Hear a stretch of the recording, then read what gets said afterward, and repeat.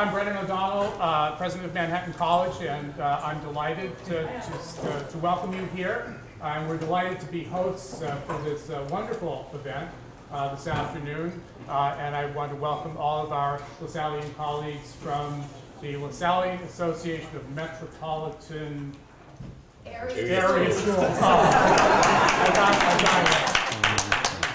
I've been told that my function here is to deliver the Queen Wave. You know, the Queen Wave.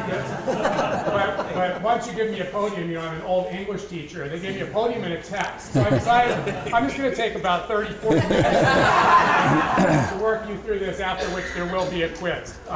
No, I'm delighted, and we're so honored to have Brother Jared here with us. I told him when I came in that I only know him through his film career. Thus far. I've seen him many, many times on videotape, and I'm delighted that this presentation is going to be videotaped so that other Lasallians around the world will be able to hear what he has to say to us here at Manhattan College this afternoon. The circular is wonderful. The circular is timely. It's something that all of us, I think, are going to benefit greatly from. I'm delighted to have it. And I'm more delighted, even than that, to have such expert guidance through interpretation and facilitation of its use for us. So thank you all for being here. I look forward to the presentation. Thank you, Brother Jared. It's an honor to have you here. And let's have a wonderful discussion of this text. Thank you. Let us remember that we are in the holy presence of God. O Lord, we thank you for your blessings upon each of us who are present here this afternoon. We are gathered now to hear from Brother Jared Rummery, an expert on the life, spirituality, and pedagogical contributions of St. John Baptist de La Salle. God of love and wisdom, we thank you for the numerous benefits we Lasallians have received from Brother Jared over the years, from his talks, books, and articles related to our founder. We ask you to continue to lead Brother Jared and each of us to even more fully understand the wisdom of St. LaSalle and how you want it to impact our lives. Strengthened by this understanding, may we live so as to bring your love and wisdom to our students and to one another. And this we ask through Christ our Lord. Amen. St. John Baptist de La Salle, pray for us. Lord Jesus in our hearts. Forever. And I now ask Mr. William Galt, Vice Principal of St. Peter's, Staten Island, to make our introduction. Good afternoon.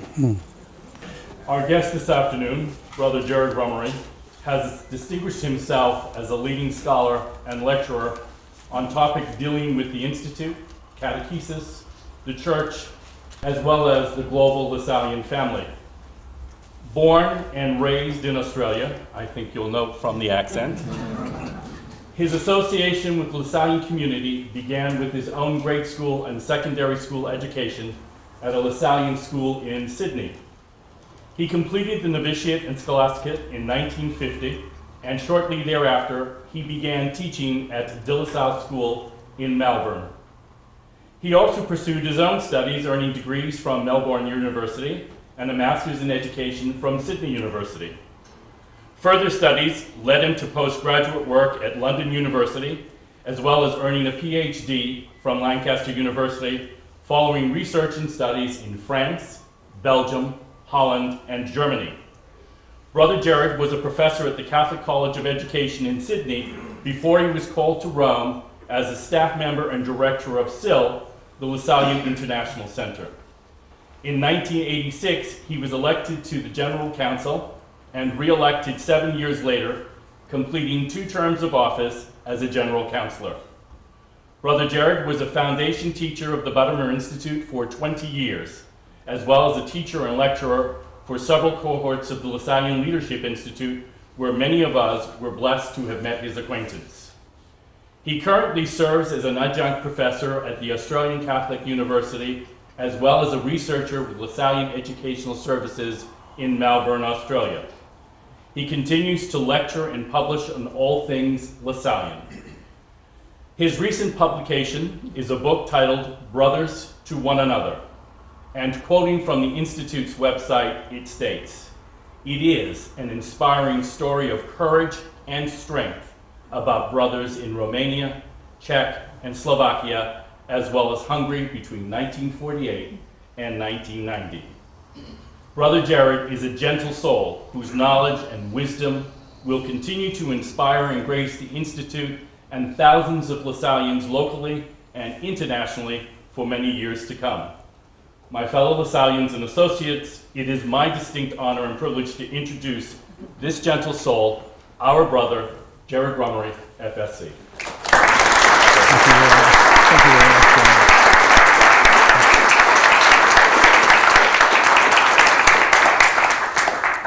Well, my dear fellow LaSallians, once again, it's very nice to be here. I felt like saying it's lovely to see so many old faces, but I didn't mean that. I meant to say, see all these faces of people with whom I had the privilege of being a teacher over quite some years. I think this evening, what I plan to do is this. You're looking at something that says John Baptist de La Salle, a heritage. I always prefer heritage rather than tradition. Tradition can become a straitjacket. Oh, Carruthers, we've never done it that way before. No, heritage is something you are heirs to. And what I thought we should do is, first of all, recall what are we heirs to. We're going to look at a very short presentation which is going to tell the story of John Baptist de La Salle. Very simply, about 8 minutes only, so no time to go to sleep. And we'll take the story from today, from 331 years ago, to the present day.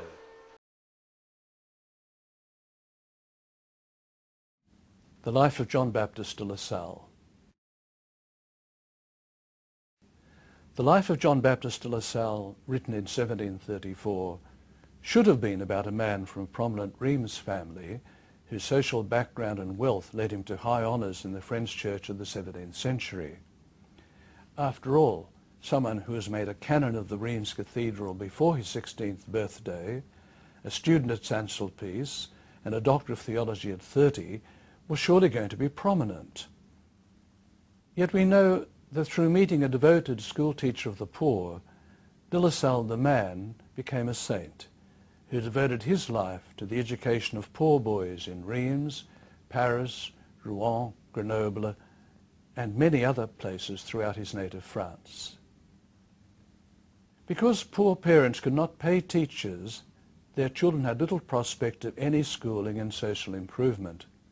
As de La Salle came to realize this, he was challenged about his life, his personal wealth and security, so that eventually he gave up his family home to move in with the first teachers he was training, resigned his canonry and the money that went with it, and in the severe winter of 1683-1684, with his own hands he gave away his personal wealth in providing food for the poor in Reims.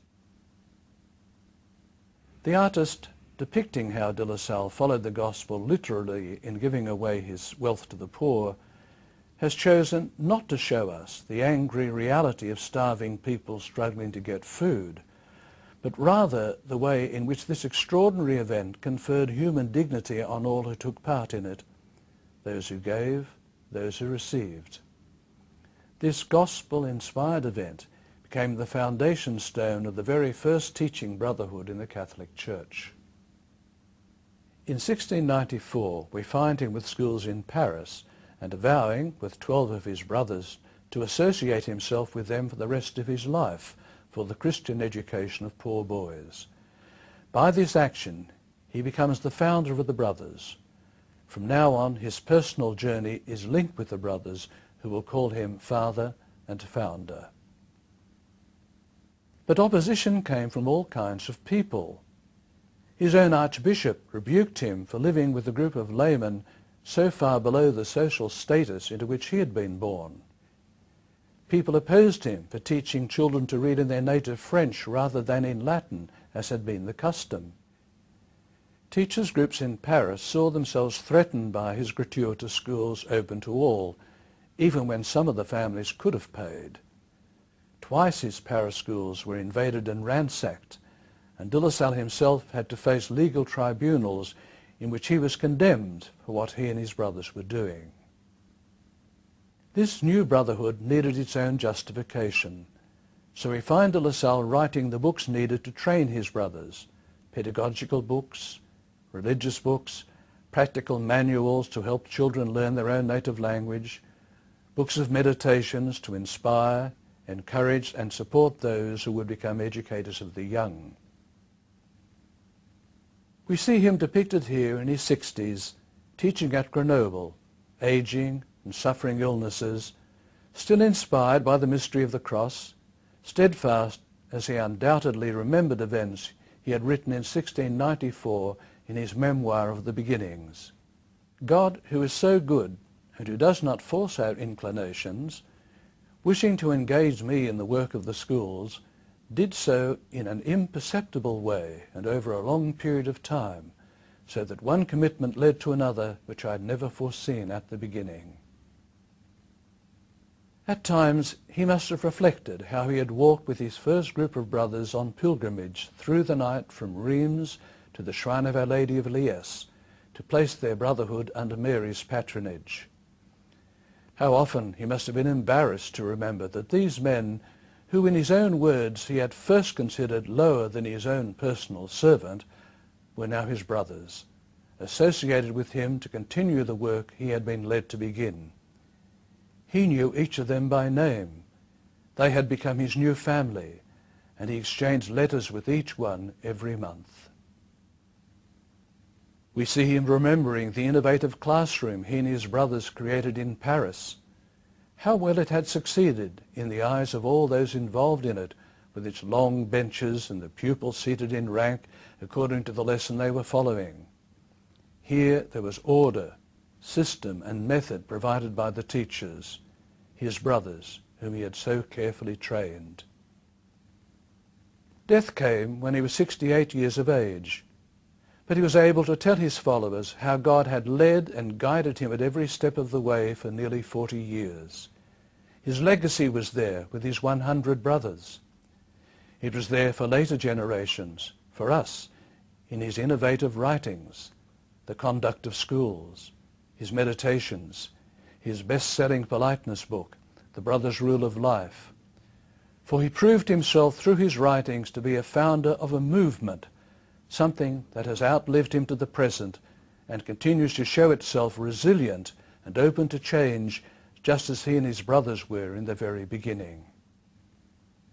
We continue to meet him today, over 300 years later, in many different places he could never have imagined.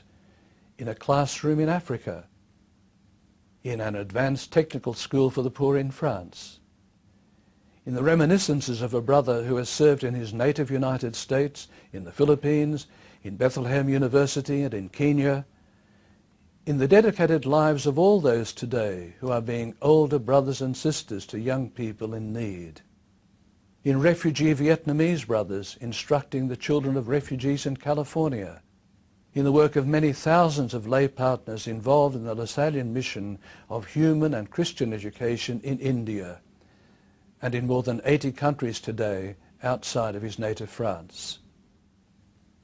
In 1900, John Baptist de La Salle was declared a saint. In 1950, he was declared patron saint of all those who work in the field of education. The man who looked with pity on the plight of the poor in 1680 continues to inspire thousands of educators who work, associated together in the Lasallian mission of human and Christian education for the educational service of the poor in today's world. Well, we've all seen the same 8-minute film. We've all now seen de La Salle's life compressed into that, from there to the present day. Just spend a few moments talking to people around about you. What struck you about the film? Might be interesting for us just to listen to different things that struck people. We won't comment much on them unless there's something to be commented on. So, anybody like to say something? Yes. The radical nature of deciding to educate the poor struck both of us. And the sense of, it is hard to imagine the context in which he worked, but the idea that to reach out and to work with the poor and to arm them with knowledge, I think was extraordinary. And what he had to sacrifice priesthood, that kind of thing. And how interesting that in the 18th century they get attacked violently by the philosophe. Voltaire asked that they send some of these brothers to pull his ploughs. He doesn't want them.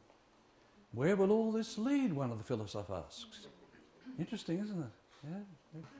Well, like most pioneers, he had to try and show people that there was another way of doing things. And generally people said, but we've never done that. The whole teaching of French, teaching in French. How strange that people said, we haven't done this before, we always teach them in Latin. It's easy for them to understand Latin because it's easy to pronounce. He says, no, they're going to learn French. And they learn French according to the principles of the first Academy of Dictionary of 1693. So that a French author in 1989, writing about the history of the French language, some of you who are historians will remember that the major problem in the French Revolution, besides losing your head, was the fact that all the people in these delegations couldn't understand one another. They all spoke dialect. Not all of them. Some of them spoke French. But a lot of them spoke dialect, hence these different clubs you get in the French Revolution. This author writes, probably the greatest single influence in the development of a uniform French accent came from the schools of the brothers, who wherever they taught according to the principles of the 1693 Academy Dictionary. What an extraordinary gift that was. No, that's just incidental. Okay. So far we've been in the past. I'm interested that we actually decided to go all the way to the present.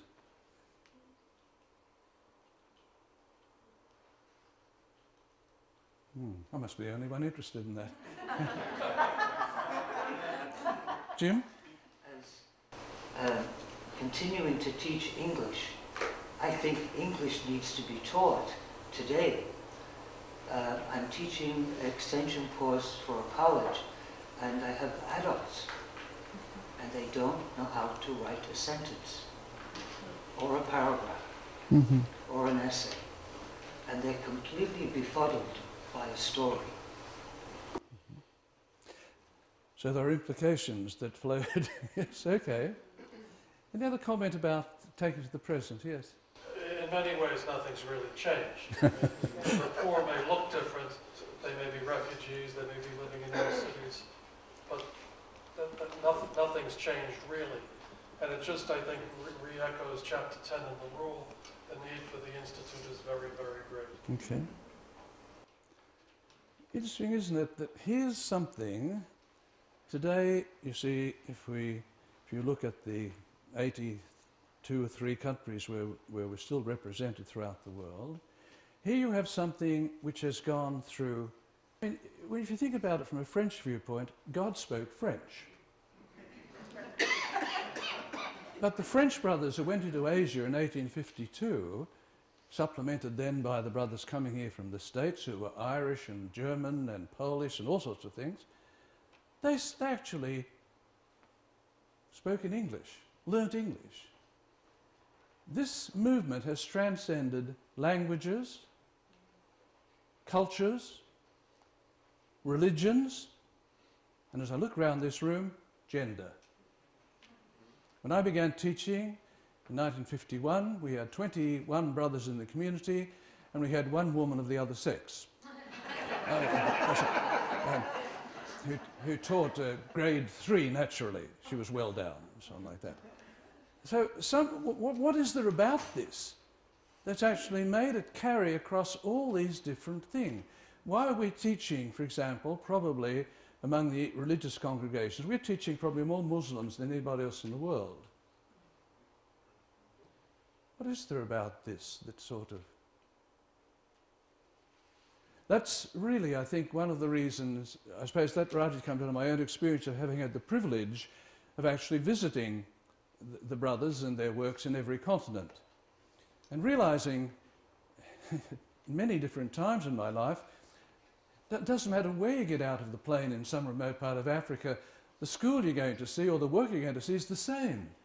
There's something about it. You know, the moment you get there and are there a few hours, it's the same. Some culture has carried right across these different cultures, languages, religions, gender. And that, I think, says there's some very, very strong foundation stone to it. I think the foundation stone, part of the foundation stone, was that decision of John Baptist de La Salle in 1686 to say to this group of nondescript teachers, what do you want to call yourselves? Because the word they were calling themselves by was the French word maître, masters. And they said, we want to call ourselves brothers. And then they said, we want to be brothers to one another and older brothers to the young people. And the French says, à nous confier par Dieu, confided to us by God. Older brothers, brothers to one another, older brothers to the young people.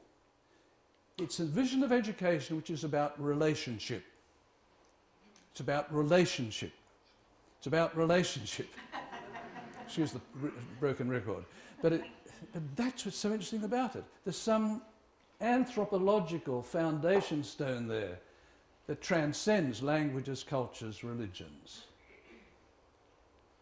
And that ties up into a whole lot of other things. It ties up, for example, into the great discussion for a day and a half when we were writing the 1986 rule, now we're trying to supersede, on the discussion of, well, what's the Institute, what's the mission of the Institute? And people said it is this, this and that, but the people in the rule had said it is the human and Christian education of young people. And all the Latins, well, most of the Latins, general term here, for all Spaniards, Italians, Portuguese, etc., jumped up and said, you don't need the word human. Christian education is the full education, obviously. St. Thomas Aquinas says so, therefore it must be true. And everybody went through this debate. I know this vividly because I happened to be in the chair. That's why I know how much this went backwards and forwards. And David, you might remember this too. So we go through this for a whole day, and then we go through. Next morning, some of the people from Asia spoke. And they said, our education is a human education given by Christians. It's given in a spirit of Christianity. It's given as our gospel presence among people whom we love and serve, etc. Whom we don't baptize, whom we don't convert. We're there as a Christian presence to give them something that they didn't have. When my brothers went to Malaysia in 1852, there was one school.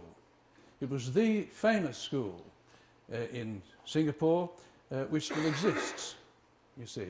It was Raffles, named after, of course, the founder of Singapore. And you can go to the Raffles Hotel and have a gin sling, if you like, even today. But there was no other school. So the brothers opened a school and said, anybody can come to this school. And if your religion is different, doesn't matter, your religion won't be interfered with, we'll respect everything, etc. So that as I sat on the Penang golf course in 1900 and, goodness me, about 1990 it must have been, I think, back in the last millennium, yes it was. Here we are celebrating 140 years of the brothers in Malaysia. And the Chief Justice stands up and he says, I think I was the first Buddhist pupil in this particular school of the brothers. And he said, if I'm a better Buddhist, he said, it's because I went to this school. He remains a Buddhist, etc. So I think the people from Asia reminded us in a very important way. It was first of all about the human, yes, and Christian, because that's what we are, that's the spirit which we teach, but it's about the two things. You can say they're one, but in a country where you're a visitor and where you're not part of the major religious, etc., that's what you're offering. And this human and Christian, I think, is a very, very important thing for us to keep in mind, because it reminds us that in De La Salle's school, the young people spent 6.5 hours each day. And one half of the hour of the day, at the end of the day, those who have ever taught religion, imagine teaching religion at the last period of the day. However, that's when they did it. But the other 6 hours were spent reading, writing, arithmetic, politeness, everything else you can imagine. elementary navigation for the children who lived in Calais and Boulogne because they were fisher folk and needed to know how to get back to port. Before the French Revolution, down in Marseille, they added teaching Italian and teaching Spanish because these people were not learning Latin and Greek, they were learning how to work in offices that needed people who could do double entry bookkeeping and read and write. It's an education about needs. What do they need? What can we offer them because of their need? So that's one aspect of it. That's why, deliberately why, in simply scripting this, I said we go back to the beginning, but we take it through to the present day. Because, as one of the French historians asks himself the question, why did de La Salle succeed when his contemporaries, predecessors, didn't? And he answers his own question by saying he launched a movement. And the French word mouvement is a stronger political word, perhaps, than the English word. It's like that idea of a stone thrown into the lake where the ripples go and they go and they go and they go. And that's what we're witnessing in the existence of the Lasallian movement in so many countries today. As you read the circular, you will have noticed Brother Alvaro saying that we attained our greatest number of brothers ever in 1966. What was it, 16,743 and a half or some statistic anyhow like that. And then he points out that ever since that time we have declined in numbers and declined and declined and declined, etc. And the number of Lasallian works today is greater than it was in 1966. There's something about this movement which is infectious, which has gone on, touched other people, like so many of you here today, and that's why it goes on.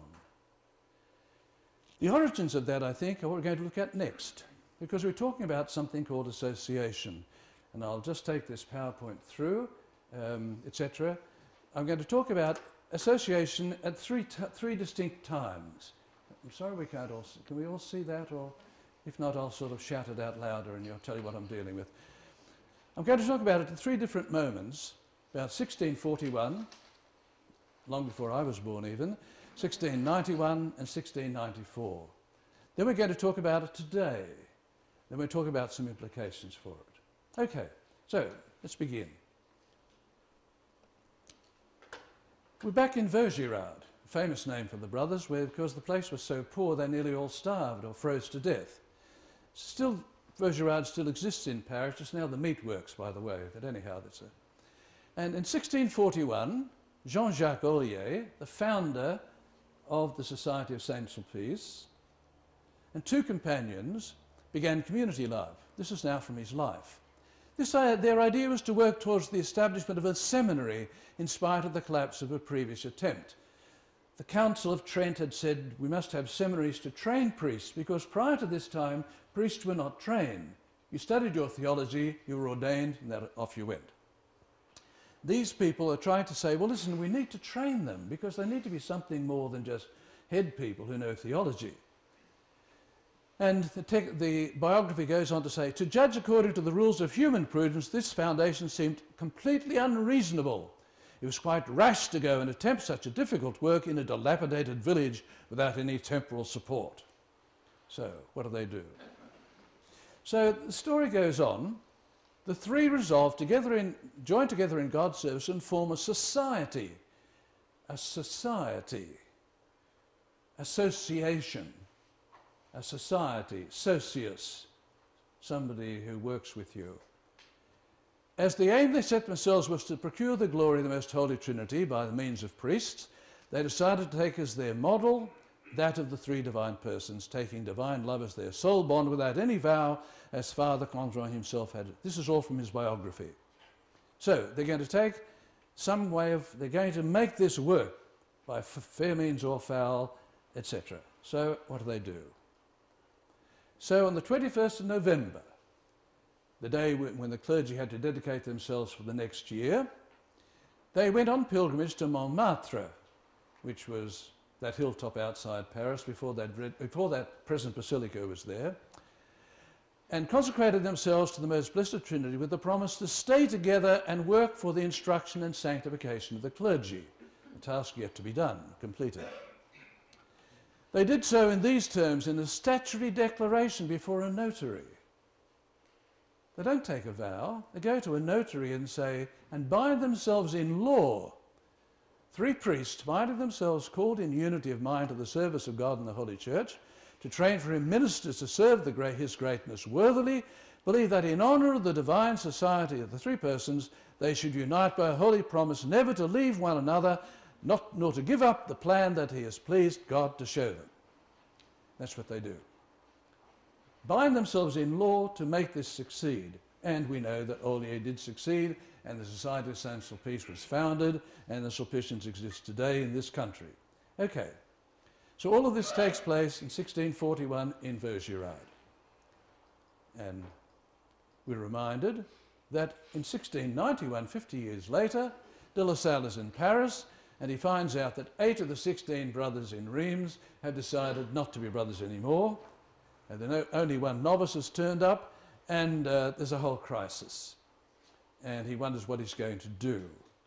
And he believes at this stage that, well, he clings to his faith, that the society was God's work, and that with faith in the brothers that God had given him, they should do something. So, this is what they do.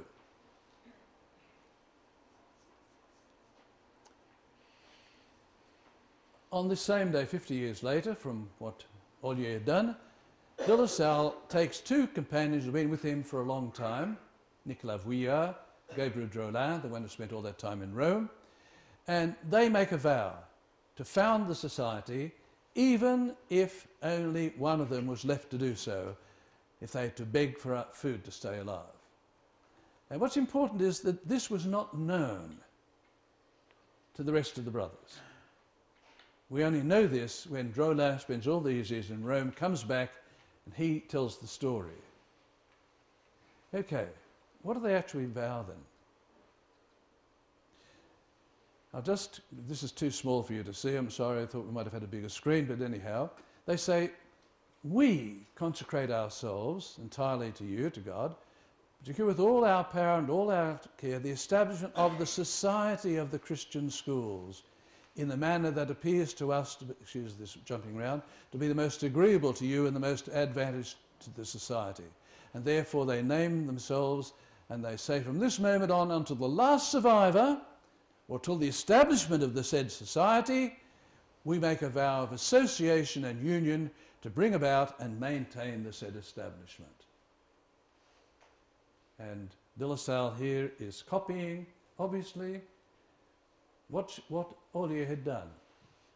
Why did he do this? Or how do we... Well, it's interesting that it was only in 1983 one of our great scholars, Brother Maurice Auguste, was looking up something on Ollier, and he went to our library in Rome, and he found a book, like many of the French books of the time, which you cut the page as you went along. Some of you of a certain age might remember that. Others won't believe it could have been possible, but it was. And he found this Life of Ollier, but it had only been cut a certain number of pages. So he started to cut more pages, and he found this story. And this is the first time we ever realised that what de La Salle did on the 21st of November 1691 was a sheer copy of what Ollier had done 50 years before. And some brother said, so it wasn't a very heroic vow, he was just imitating somebody else. Well, I don't know. I saw it rather differently. We know that he always took advice. He was a great friend of where he studied with the Sulpicians. We know that he went to a priest called Father Beauyn, B-E-A-U-Y-N, and said, what do I do? And apparently Beauyn must have said to him, I don't know what you do, but this is what Ollier did, and that's what they do. And they found the society. Okay. Well then, 3 years later, de La Salle takes 12 people and they each write out this formula of vows. And they make a vow of association. This time now, this is for life. And a vow of obedience, and that they will do this for the rest of their lives. And we have here that is exactly what de La Salle wrote. We have that actual copy in our archives. What's interesting about the way they do the thing, though, is this. each one, first of all, they make the vow to the Most Holy Trinity, etc., Catholics, Christians. It's I consecrate myself entirely to you. The other vow was we. To procure your glory as far as I am able and as you will require of me. And for this purpose, I, John Baptist de La Salle, priest, promise and vow to unite myself and remain in society with brothers Nicolas Vuillat, Gabriel Drolin, Jean Patois, Gabriel Chabrasica, Jean-Henri, Jacques Compin, Jean Jacot, Jean-Louis de Macheville, Michel Barthélemy Jacquinot, Edmund Léguillon, Gilles Pierre, and Claude Risset. Each one names the other. And we have all the other copies in the archives, where they've all written down de La Salle's name, and then the other 11. They bond, they form a society, they associate themselves. And what do they associate themselves for? To keep together and by association gratuitous schools, schools for the poor, schools that are absolutely free so the poor can come to them. Wherever I may be sent, even if I should be obliged in order to do so to beg alms and live on bread alone, or to do in the said society what I shall be given to do, whether by the body or by the superiors who are in charge of it.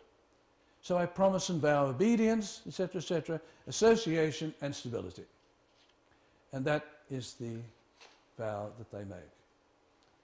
Okay, when we move on from here, we can contrast the two.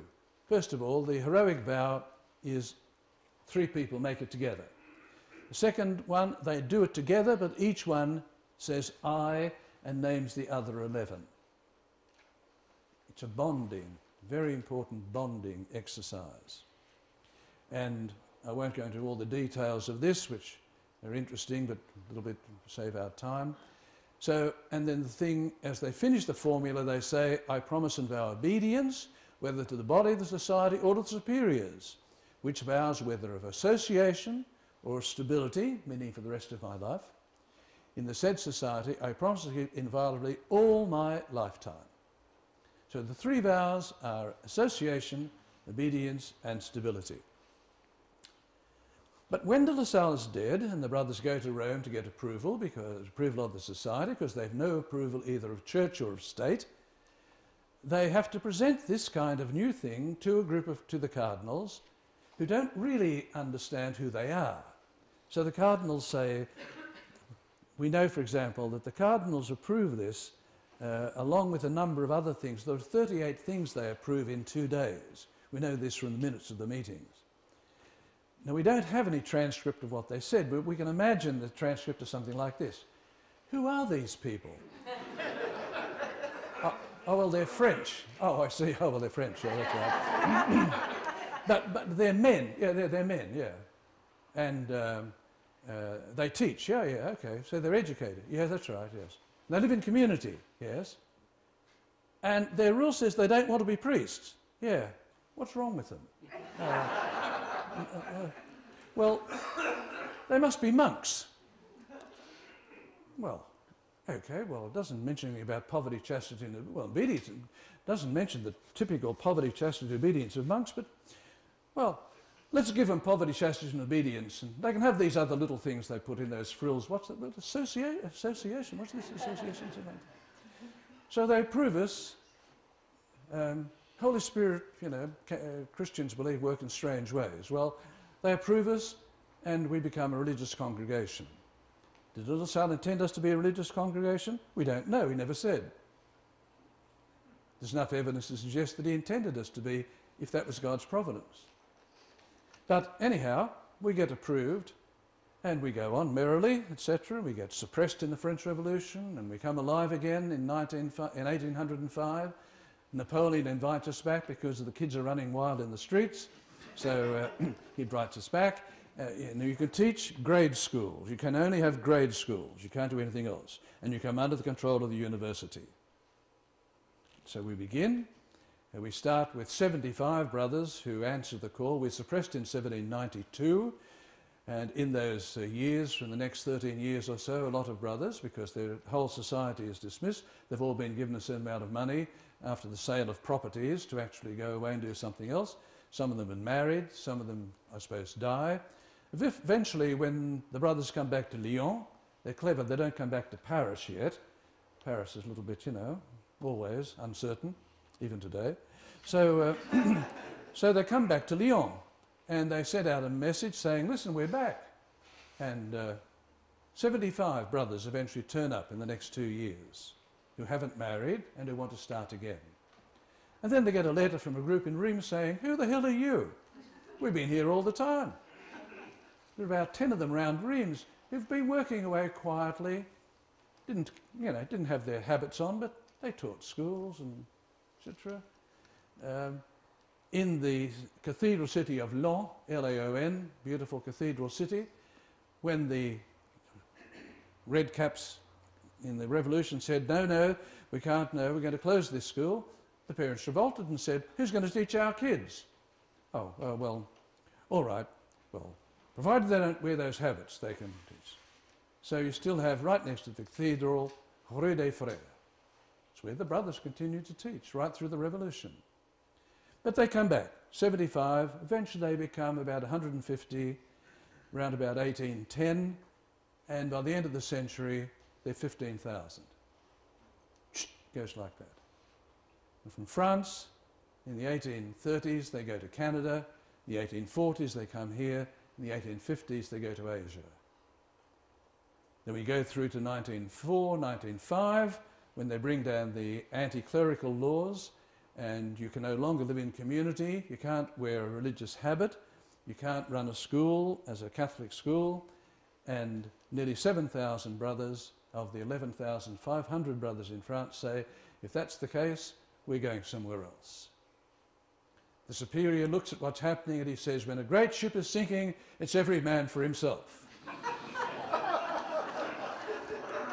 He's a great mathematician, Gabriel Marie, but he wasn't exactly the man to inspire much confidence. So off they go. They go everywhere.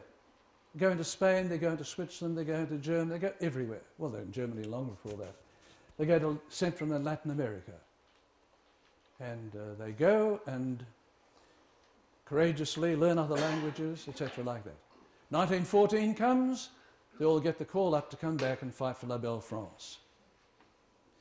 If they acknowledge the fact that they were called up to fight for La Belle France and say, yes, yes, I'd love to come, but sorry, I'm down here in Chile or Peru or Bolivia, if they tick you off on the list. You've responded. If you never respond, your name is kept on the list. So in 1933, a French brother, world expert in botany, is invited to Hitler's great botanical feast in Berlin. He's a world expert. As he comes down the gangplank, you see in Normandy at Le Havre, he's arrested because he's never answered the call-up. He's put into prison. We have to intercede at the highest level to get him out. And he makes quite sure after the Congress in Berlin he doesn't go back via La Belle France. All of this is important because somewhere in this whole thing, the dispersal of the Institute takes place through an event they can't control. But that's why we're in the 83 countries today. It's a very interesting sort of reading of, it's not through expansion like IBM at all. It's just through the fact that, okay, we can't do it here, we'll do it somewhere else. So, when you look at the circular, I know not all of you will have read it, so I'm just going to signpost you through a few things. It's interesting that the subtitle is An Act of Hope. So without giving the show away, I wonder what the act of hope is.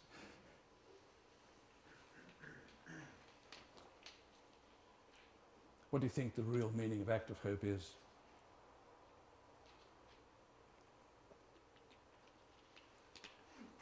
Well, even though throughout the world we have reasons to be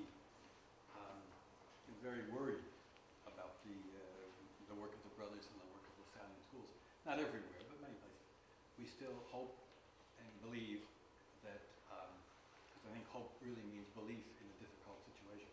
Okay. Despite these difficulties, we believe that the work will go on and the Lord will take care of it. Okay. Some people would say an act of hope is that tomorrow 1,000 young men will come and join the brothers. No, That's not what it's about at all. The title of the...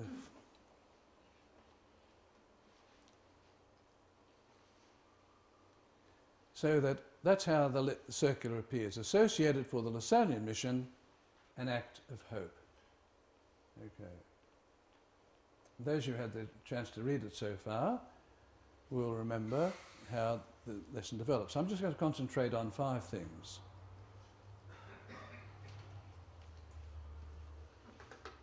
Association exists for the mission. Okay? Clear, unambiguous. We don't associate, you know, for the World Drinking Contest or anything else like that. We associate because of something that we believe is a mission, something we're sent to do. Okay? All right. What else? Why else do we associate? Association implies being a member of a community. I've deliberately added a sort of quotation mark to community because I think it's important for us to nut out a little bit what that might mean.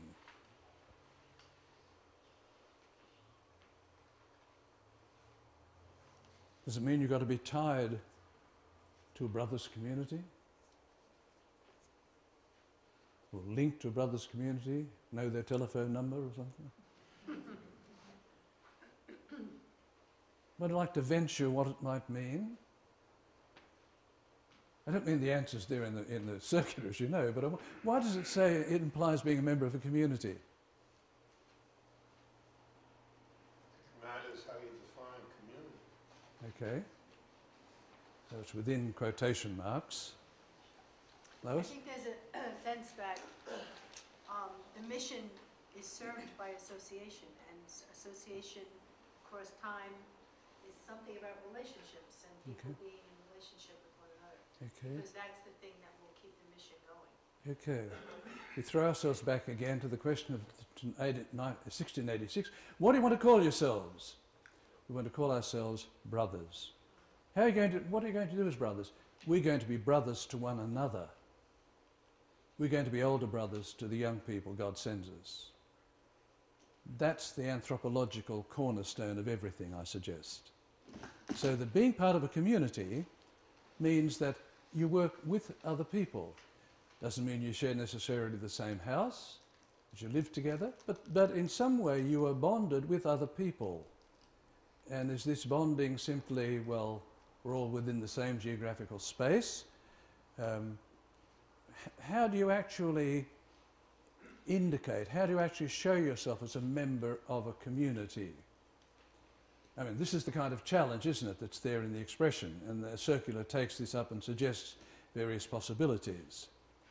But it's the sense of not working in isolation, of not just being a lone ranger, that you're going to work better when you're working with other people, and that this kind of thing is one where you're going to help one another and in that sense be the older sister, older brother to the young people. Sometimes we know, so often, that the kind of person you're teaching or the student you have, the one you don't get along with, somebody else may get along with very well. And it's that kind of a thing. What does the community offer? Well, the strength of the community, etc., is very often the person is willing to say, look, I'm having a lot of difficulty with this lad. How are you getting on with him? Do you think you might be able to, etc. It's that kind of a thing. It's the willingness, it's the gratuity, you see. For a long time in the 19th century, the brothers in France struggled with gratuity in terms of money, just as you have to today. But gratuity, that foundation idea of gratuity, is such a profound value when you think about it. It's where you do something not because you're going to be paid for it, but because you believe it's worth doing. Let me give you an example. Having escaped back to Australia after 23 years in Rome, you see, Brother Pablo rang me at midnight one night and said, good morning, and I said, well, yes, it's actually midnight. He asked, will you come back to Rome, etc. So I said, well, I'm doing this, that, and have you talking to the brother visitor? That is not very important, he said. Anyhow, he said, so I asked, how long would it be? 3 years, he said. So I came back for 3 years, and after 3 years, I was made director of the program. And then so my 3s became 23. So having escaped back to Australia and having taken up golf again, etc., I got some sunspots. So doctor sent me off to know, the man you need to see is so-and-so. He's an Indian doctor, very hard to get into, but... So I rang, no, 3 months delay, and said, oh, well, there's another doctor. So I went to this other doctor. It so happened this other doctor was sick, and the Indian doctor was taking his place. So he said to me, brother, oh, brother, what kind of a brother are you? I said, I'm De La Salle brother, as we say in Australia. And he said, oh. He said, I went to your school, he said, in Melbourne. I came from Fiji, he said, and I came to this school, he said, and he said, I was completely behind, he said, in maths and physics. And brother, there was a brother there called Brother Mark, he said. And after a couple of weeks, he came to me one day and said, listen, you come to me every Saturday morning and I'll coach you in math and physics. Brother, he did it for the whole year. Every Saturday, he said, taught me alone. And I graduated with the rest of the class. Now, I wouldn't be here treating you today if it wasn't for Brother Mark. I suppose he's dead now. I said, he lives in my community. And he said, next time you come, you must bring him with you. And I did. Gratuity. What did he get from it? Brother Mark didn't get any extra pay. He missed all the morning football matches, all that whole year. But that young man, that's what gratuity is about. It's about what you do without hope of reward. It's the extra moment you spend with the difficult student. It's all of those things. Yes, it can be financial as well, as we know. It's the kind of thing in parts of the Philippines where they ask people, what can they actually pay for the tuition? And some people say, well, look, we can pay so much. But we know some of these people, but we're willing to pay a bit more so that these people can come to school. That's gratuity. That's the challenge the Filipino brothers have put up in a number of places. So that all in some way, the gratuity works in all sorts of...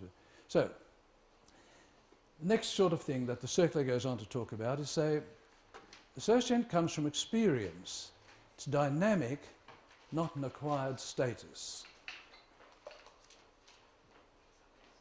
If you look at the, further on in the circular, they go back to the year 2000, when we were looking at this whole question, and when we were into, it was a general chapter, so we had to make certain decisions, and we fell into a whole kind of way of describing, well now, how do associations differ from partners or from colleagues or from also-rans and from etc., etc.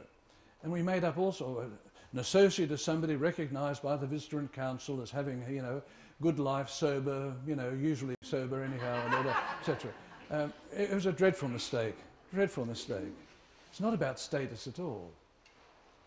Association is something that you grow into if you feel you want to be part of this. It's the sense of belonging that you're willing to actually work with other people. And that's part of the gratuity of association as well. It doesn't have entrance fees and departure fees. It has this sense of what I'm prepared to give, etc. It's not an acquired status. Okay, circular goes on to say, association comes from faith, vocation and state of life. I put faith in with commas around it because sometimes we think, well, is he church attending? Was he at Mass last Sunday? Is he Catholic? That's not the question. Let me try and illustrate it this way. I'm invited to Multan in Pakistan some years ago to give a workshop for 3 days with the staff. The staff is probably about 90-something. There are 6 brothers. There are probably another 4 or 5 Christians, one of whom is Catholic. I think the others were you'd call Episcopalian or Methodist. All the rest are Muslim. So I think, well, what do I give the workshop on? So I decided I would give it on gratuity. And I survived without being, you know, hung, drawn and quartered, so that was all right. And 2 years later, I came back to the same place, and the director said to me, you really left me a problem last time you were here. And I said, oh, what was that? He said, you remember that tall Pathan woman who teaches English? I said, yes, very handsome woman, I can remember her quite well. He said, you ask her. So at the coffee break, I said, oh, nice to see you again. I believe I left you a problem last time. And she smiled, said, brother, she said, well, it's like this. She said, I got my education through the sisters. And because of the sisters, I earned a scholarship to an English university. But my husband came through the brothers' school, and he got a scholarship to the same university, and we met and married. He became a doctor, and we lived for 10 years in Belgium and made lots of money. Always conscious, because we're practicing Muslims, that we were the 2% of Pakistanis who get a tertiary education. We came back to give something back to our country. So when you talked about gratuity, I was very embarrassed, because we're living well, we have money. But you see, in the Quran it says, if you have more than you need, give to those who have less. So after you left, I went to Brother Director and said, look, I don't want to receive my salary in future. I want my salary to go to the fund for needy students. And the director said, well, that complicates life. You can do that yourself. No, she said, each time I cross the threshold of this school, I want to know that I am teaching for the love of Allah, blessed be his name. And for the next 14 years, that's what she did. But she was a Muslim. Was she a Lasallian teacher? Well, she was in my book. Came from her faith, that's what she brought to it. So much of what we're doing in interreligious dialogue, which will become which is still, I think, one of our major things in all societies today, is we exchange gifts with one another. We bring the gift of our own faith, of our own vision, to the other person, and we share it with them. Not in the sense of saying, therefore it's better than yours, and therefore you become... No, it's to say, but besides giving what we have, we also receive. I learned something very important from that woman. And that's what this is about. It comes from faith, from a sense of calling, that you want to do this. It's not just a meal ticket. It can be that, but it's more than that. It comes from a state of life. My obligation, if I'm a married person, I have my husband, wife, children, all these things, this is my prime thing. But what I can offer also, in another sense, is what I can offer. So it's this kind of thing. People will come to this in many different ways. One has to recognise that it's not one path. And so lastly,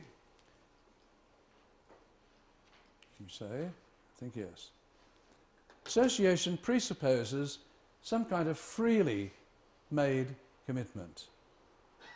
If you associate and you deliberately want to be something, part of something where you're willing to work with others and perhaps spend time with them and so on like that, then you do this because you believe it's worth doing and you commit yourself to do it. It doesn't happen by accident.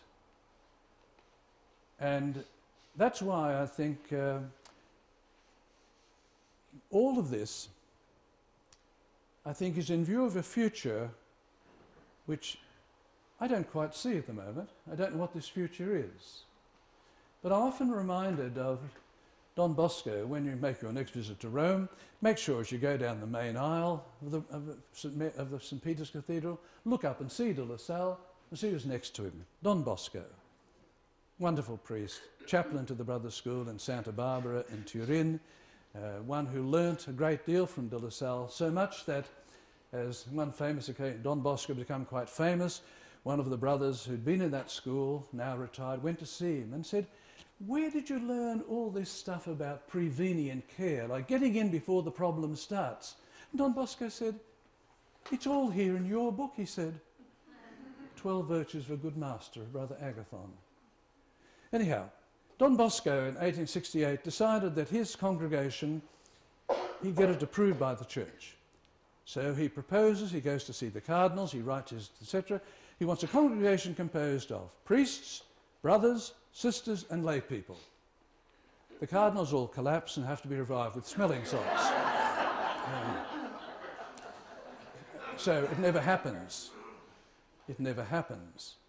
But you see, I wonder what the Lasallian movement is today. I wonder who makes up the Lasallian movement. Priests, yes, we have lots of priests who teach with us. Sisters, yes, lots of sisters teach with us. We have 2 sisters' congregations linked into the brothers in some way or another. Lots of women, lots of men. There's a not yetness about where we are at the moment, which I think is very important. And that not yetness, I think, challenges us in another way. So, final lap.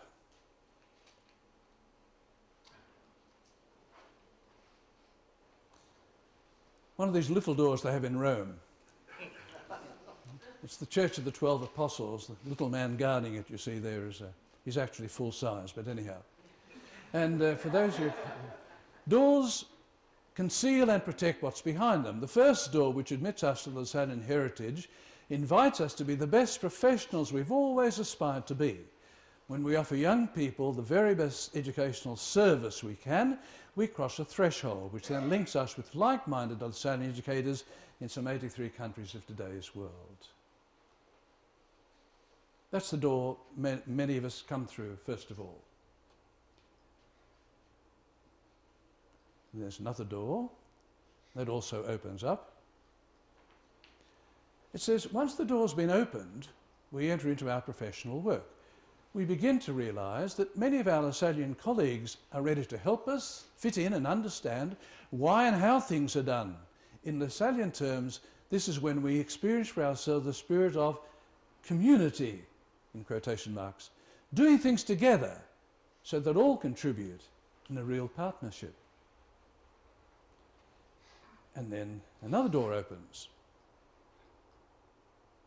From inside the Lasallian heritage, it's much easier to see that just as de La Salle and his brothers over the past 300 years have tried to live by their deep faith in God, a binding force in the Lasallian work is the way in which people in their various ways try to live by the very deep personal principles that guide them in their relationship with one another and with those whom they serve. There may be religious principles, there may be human principles. We have workshops 6 times a year, 1 full week with teachers, and with our Boys Town operation used to be an operation of 12 brothers serving 120 court-committed kids. When the government would no longer support this idea and required us to send the kids back to their environment after 3 weeks, which we laughed at, they would no longer support us. So a very lateral thinking brother said, okay, how do we stop kids getting into the courts? And we took a whole lot of money, which we're allowed to get through lotteries in this particular state, and we founded Kids Helpline for 1 state, so that in the state of Queensland, any kid at any time, day and night, 7 days a week, pick up a phone and speak to a counsellor. That program is now through the whole of Australia, anywhere, anytime. And we have answered, last year we managed to reach 68% of answering calls. We can't cope with it. With 140 trained counsellors, we still can't cope with the volume. People said, you won't need that. Oh, no, there's no need for it. No need for it. Now to that's grown, Parents Helpline, etc. like that. Start of last year, we had somebody from our Boys Town operation then now has diversified into working with single mothers looking after children and so on like that, deserted wives, battered wives, you name it. We have 500 people now working in our organisation. We never had 500 brothers in the province at any time. And many of these people, I'd say, have never been churched. We had one last year. He'd been working with our school with the Aboriginal people, way out in northwest Australia, right on the edge of a desert. We've been there 32 years now. And it's a very difficult thing because once the boy reaches 12, 13, 14, the old men from the tribe come and say, this boy must now go out into the desert. And he disappears for a year or 2 years, comes back very lean, hard, etc. He can't go back into school. He's just been schooled. He's just learned how to survive. He's learned all the lore, L-O-R-E, of the tribe. So gradually we're trying to get these people interested as carpenters and bricklayers, and we're having a bit of success. So working out there was this man who's a carpenter, and he was on our session last year, about this time actually. It was hot weather, as I did in Australia at that time. So he was tattooed, everything you could see, and probably a lot of what you couldn't see was tattooed. Anyhow, but he said to us, "Can I show something about where we work with the Aboriginals?" We said, yes, yes. "I've got some slides," he said. And he put up the slides and he began to talk to them. And I won't quote all the language he used. He said, "These poor bastards," he said, "they haven't got a..." And away he went. And as the slides came up, he choked. And he said, we should all be out there. He said, "I rang my wife and said, 'Joan, you've got to come out here.' And she came. We're going to stay there," he said. "Do what we can." Now, I don't think he'd ever been churched in his life. But in terms of sheer human goodness, it probably was the most important thing we did in that whole week. To listen to somebody reaching out to people worse off than himself. So in that sense, I think that you come into this operation in various ways. I think there are those three doors. There might be a lot of other doors as well. But I think what's important about it is that there are three things involved. There's belief in something, maybe belief in human goodness, belief in a fair go for the other person, maybe a deep religious principle of being a good Muslim, being a good Christian, being a good Anglican, etc. It doesn't matter what, but once you get inside, you see all these things are part of it. They're all complementary. One thing helps the other. And that's why I suggest that probably, if you want to belong, I think there are degrees of belonging. And I think the kind of thing that you can expect in any sort of situation, if you're hiring people for a particular kind of work in a school or anywhere else, you can say to them, all right, they put in their professional commitment, professional standards, and you say, all right, well, we expect you to teach physics or teach math or something else like that. We can't say to them, and we expect you also to love the children all the time and love the students and work with everybody else and spend time after school. Oh, no, you can't do any of that. But people might say, yeah, yes, they're things they might have, etc. You can't ask those things, but people may want to offer them gradually. And therefore, I think there's a kind of level of sharing. I think what you can expect from the professional is he's going to do his work, he or she going to do their work, they're going to work with colleagues, it's going to be a good department. You can't demand, but some people may say, well, I do this because I feel I'm called to do it. And I bring to it what I believe in and my principles and so on like that. And all of you here today because in some way you've shared some kind of Lasallian education with other people. So what I say at the end here, for those who can't read, is a sense of belonging helps to build that sense of community, which is always stronger than the individuals who compose it. That's the strong sense of together and by association. Brothers and sisters to one another, older brothers and sisters, etc., to the young people whom we're called to serve. So what I've tried to look at today really with you then is the story is an ongoing story.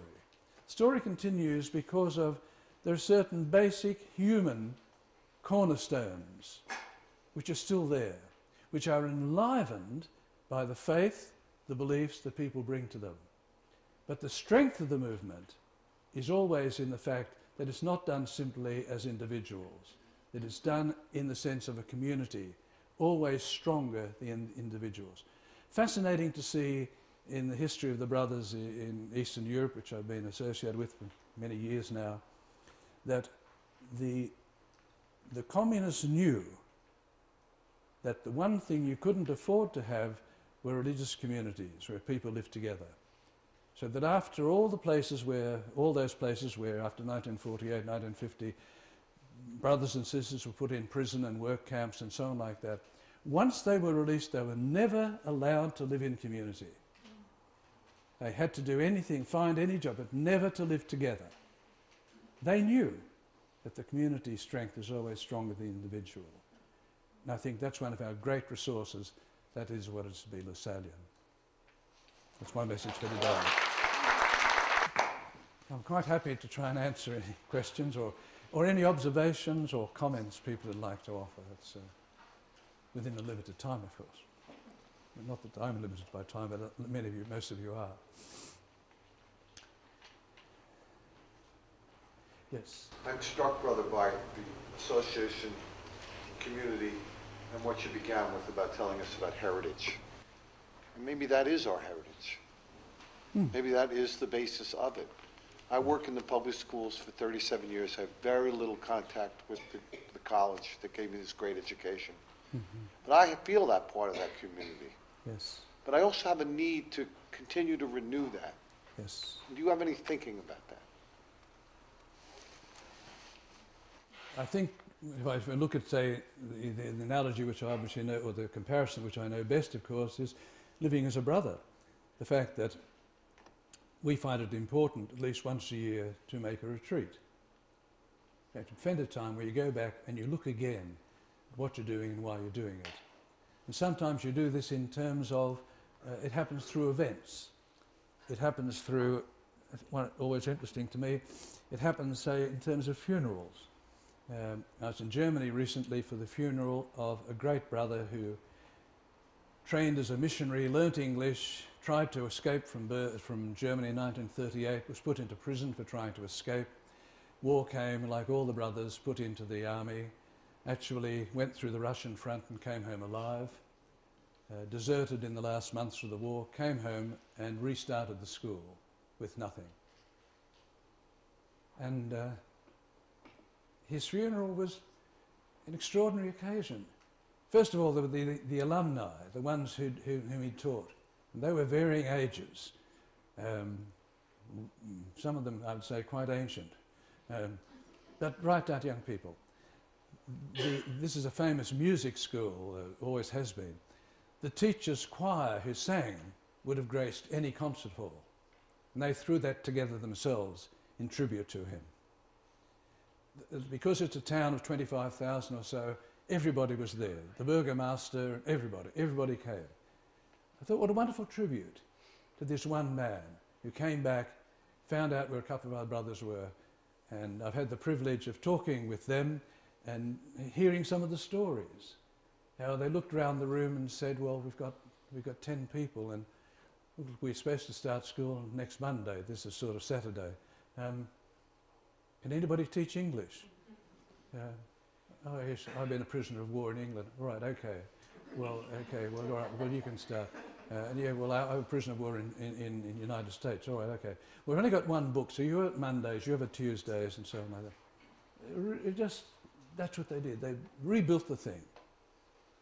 And to me, the greatest tribute that could have been made to the brothers was that in 1991, representing the Institute, we passed the school over because there were no more brothers to come, and at 65 was compulsory retirement.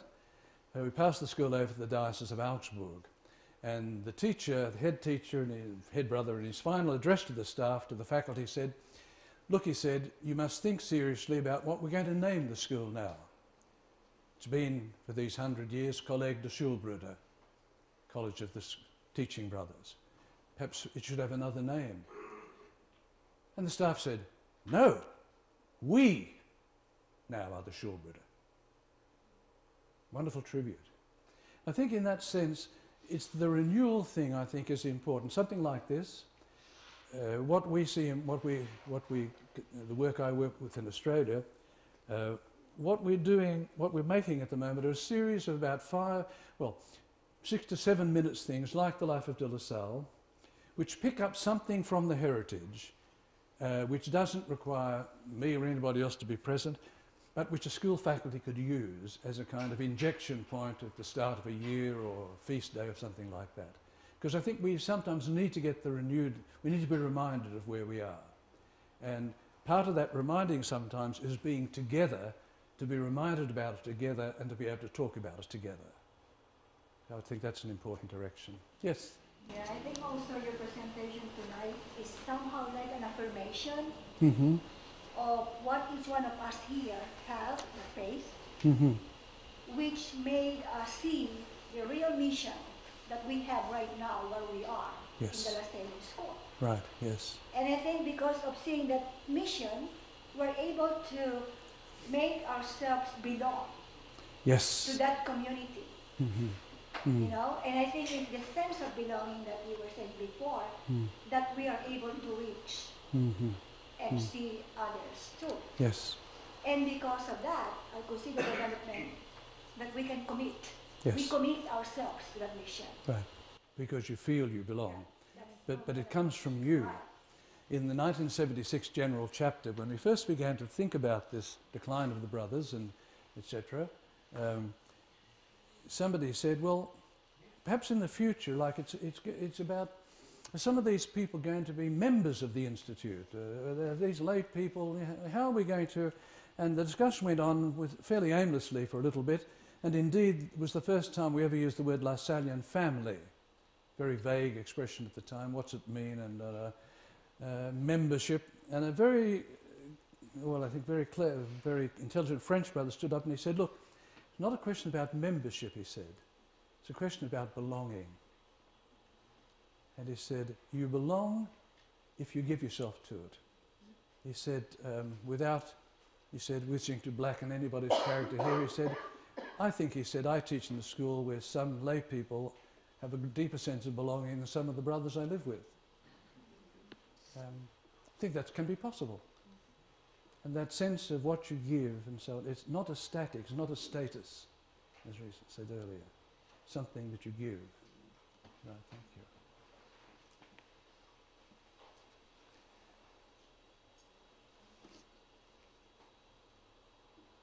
Well, the remaining questions can be written, I'll give written answers to them. Thank you. Now, thank you very much for